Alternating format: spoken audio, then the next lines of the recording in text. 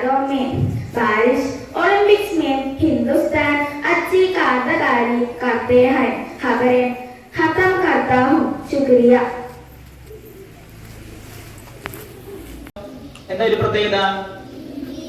ഹിന്ദിയിലാണ്. അപ്പൊ അതുമായിട്ട് ബന്ധപ്പെട്ട് നമ്മുടെ ഹിന്ദി ടീച്ചർ ഉണ്ട്, കുറച്ച് കാര്യം നിങ്ങളോട് പറയും. ഇനി പ്രധാനപ്പെട്ട മറ്റൊരു നമ്മുടെ ഓഗസ്റ്റ് 6 ഹിരോഷിമ ദിനം. നിഷ്കളങ്കരായ ജനതയ്ക്കുമേൽ സാമ്രാജ്യത്വം ചൊരിഞ്ഞ കൊടും ഭീകരതയ്ക്ക് 79 വർഷം തികഞ്ഞിരിക്കുന്നു. രണ്ടാം ലോക മഹായുദ്ധത്തിന്റെ അവസാനത്തിൽ 1945 അമേരിക്ക ജപ്പാനിലെ ഹിരോഷിമയിൽ അണുബോംബ് സ്ഫോടനം നടത്തിയതിന്റെ സ്മരണയ്ക്കായി ഓഗസ്റ്റ് 6 ഹിരോഷിമ ദിനമായി ആചരിക്കുന്നു. മാൻഹട്ടൻ പദ്ധതിയിലൂടെ അമേരിക്ക സൃഷ്ടിച്ച 2 ആറ്റം ബോംബുകളാണ് ലിറ്റിൽ ബോയ് ഫാറ്റ്മാനും. ജപ്പാനിൽ ആറ്റം ബോംബ് പ്രയോഗിക്കാനുള്ള നിർദ്ദേശം ലഭിച്ചതിനെ തുടർന്ന് 1945 ആഗസ്റ്റ് 6, 9 എന്നീ തീയതികളിൽ അമേരിക്ക ജപ്പാനിലെ ഹിരോഷിമയിലും നാഗസാക്കിയിലും യഥാക്രമം 2 സ്ഫോടനങ്ങൾ നടത്തി.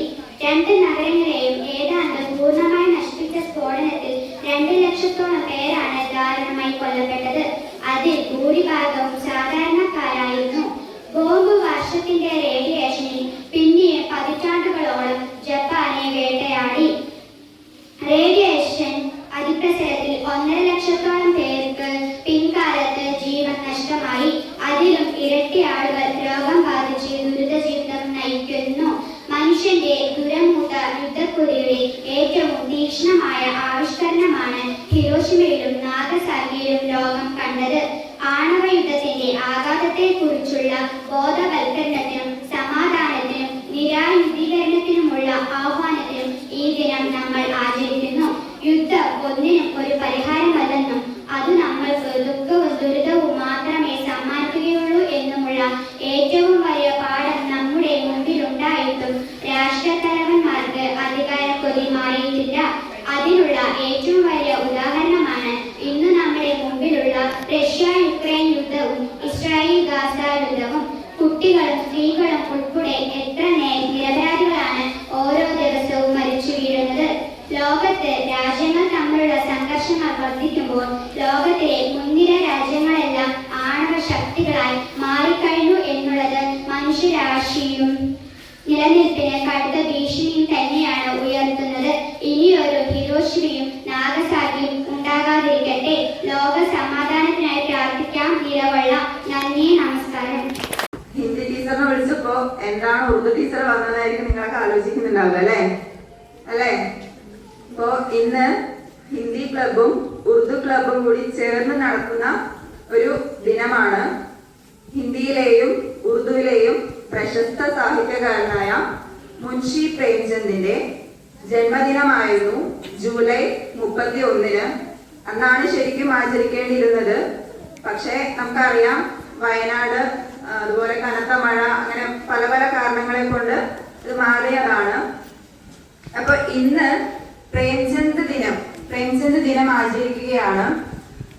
നമ്മള് വൈക്കം മുഹമ്മദ് ബഷീറിനെ കുറിച്ച് കേട്ടിട്ടുണ്ടോ?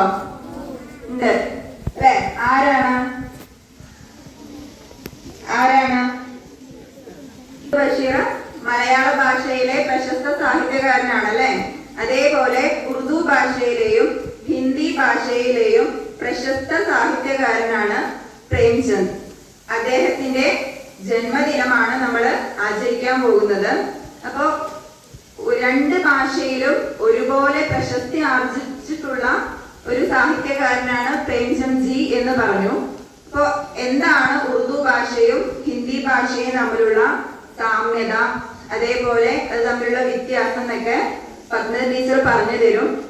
പിന്നെ ഇവിടെ പറയുന്ന ഓരോ കാര്യങ്ങളും കൃത്യമായി ശ്രദ്ധിക്കുക.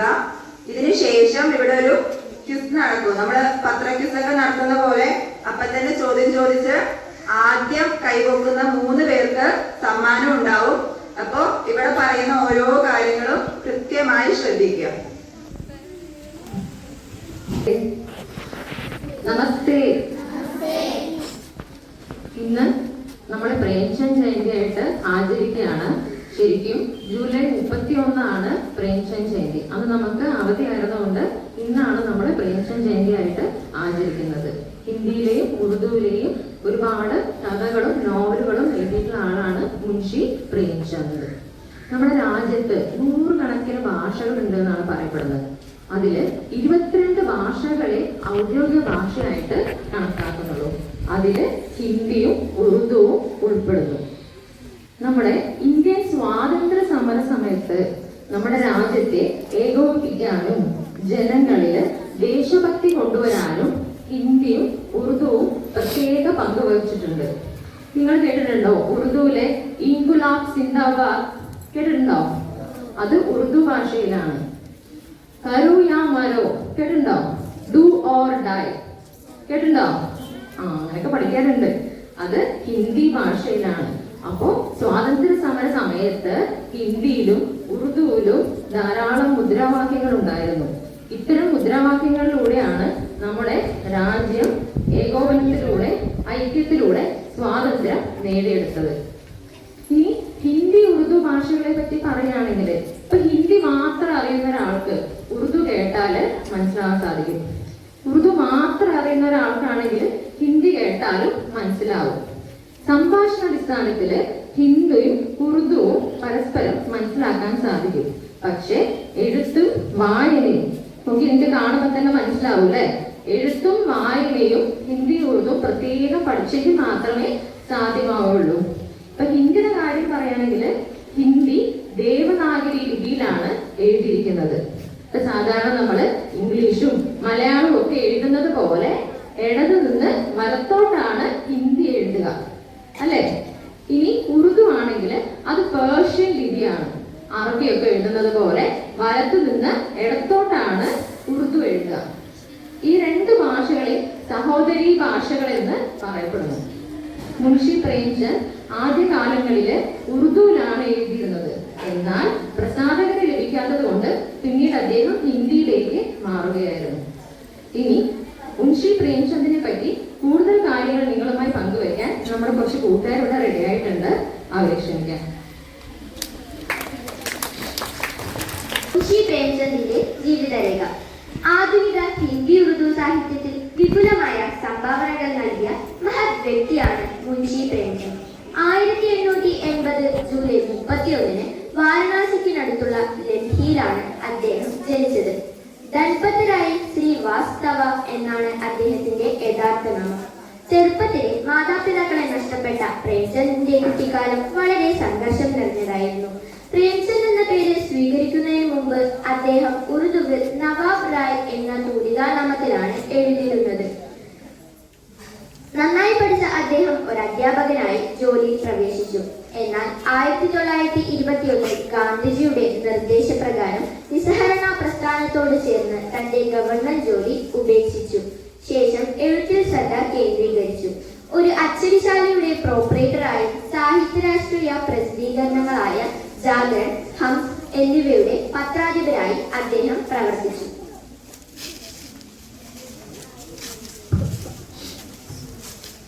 അദ്ദേഹത്തിന്റെ കൃതികളുടെ പ്രത്യേകതകൾ: ദേശസ്നേഹത്തിൽ സ്വന്തം തൂലിക ചാലിച്ച് ദരിദ്രരുടെയും പാവപ്പെട്ട കർഷകരുടെയും നേർജീവിത ചിത്രമാണ് അദ്ദേഹം തന്റെ കൃതികളിലൂടെ വരച്ചുകാട്ടിയത്. സമൂഹത്തിലെ നിന്ദിതരും പീഡിതരുമായ അടിയാളരുടെ കണ്ണീർത്തുള്ളികളും ജീവനും ജീവിതവുമാണ് അദ്ദേഹത്തിന്റെ കൃതികളുടെ ഉള്ളടക്കം. ബ്രിട്ടീഷുകാർക്കെതിരെ സ്വന്തം തൂലിക പടവാളാക്കി മാറ്റിയ മഹാനായിരുന്നു അദ്ദേഹം. ദാരിദ്ര്യം, സ്ത്രീധന സമ്പ്രദായം, അടിയാളരുടെ കഷ്ടപ്പാടുകൾ തുടങ്ങി നിരവധി സാമൂഹിക പ്രശ്നങ്ങൾക്കെതിരെ അദ്ദേഹം തന്റെ തൂലിക ചലിപ്പിച്ചു. ദേശസ്നേഹം തുളുമ്പുന്ന അദ്ദേഹത്തിന്റെ കൃതിയായ സോസേവക്കൻ 1909 ബ്രിട്ടീഷ് ഗവൺമെന്റ് ആദ്യം നിരോധിക്കുകയും പിന്നീട് റൈഡ് നടത്തി അതിന്റെ 500ഓളം കോപ്പികൾ കത്തിക്കുകയും ചെയ്തു.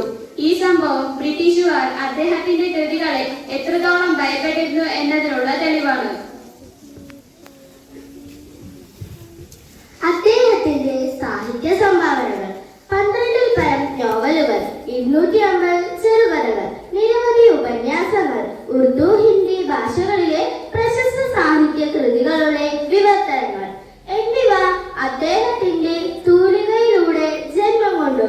സ്കൂൾ മാസ്റ്റർ, നോവലിസ്റ്റ്, ചെറുകഥാകൃത്ത്, വിവർത്തകൻ, തിരക്കഥാകൃത്ത് എന്നീ മേഖലകളിലെല്ലാം പ്രശസ്തി ആർജിച്ച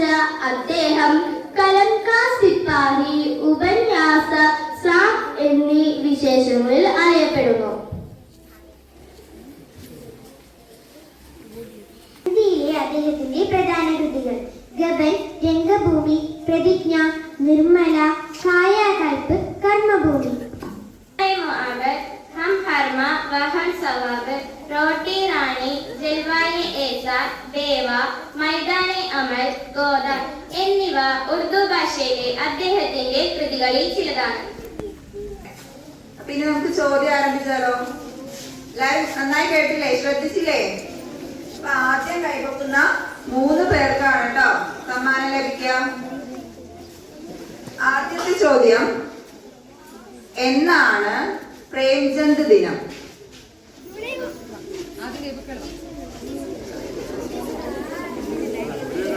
കൈവക്കവർ വരും. ആദ്യം വരും.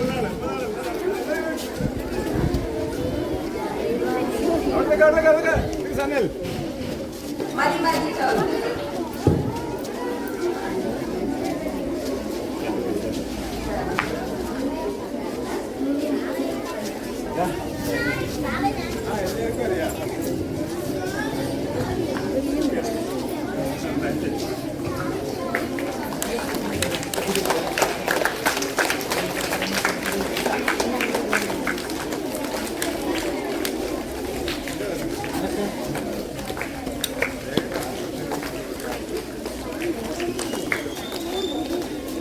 അടുത്ത ചോദ്യം, എത്ര ഔദ്യോഗിക ഭാഷകളാണ് ഇന്ത്യയിൽ ഉള്ളത്?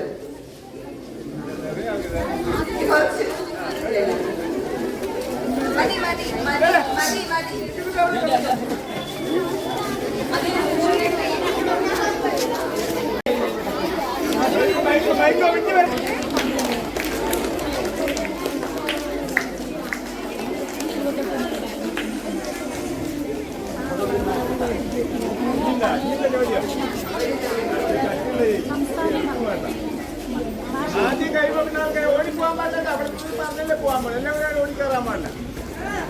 കൈപോക്കണം കേട്ടോ. അവര് മാത്രം വന്നാൽ മതി, അല്ലാത്തവർ വരണ്ട. ലാസ്റ്റ് ചോദ്യമാണ്, ലിപിയിലാണ് ഹിന്ദി എഴുതുന്നത്. ഹിന്ദി എഴുതുന്ന ലിപി. മൂന്നാളുടെ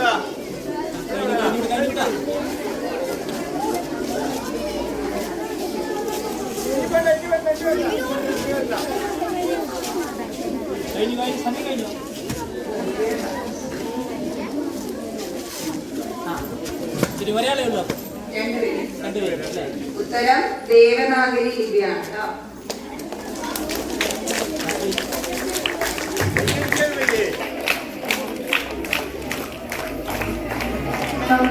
എല്ലാവർക്കും ക്വിസ് നടത്തിയത് ഇഷ്ടായോ? അപ്പൊ ഈ വാർത്തകളും ഇവിടെ പറയുന്ന കാര്യങ്ങളെല്ലാം നന്നായി ശ്രദ്ധിച്ചു കേൾക്കണം കേട്ടോ. എല്ലാവർക്കും പ്രേംചന്ദ് ജയന്തി ആശംസകൾ. പ്രേംചന്ദ് ജയന്തിക്ക്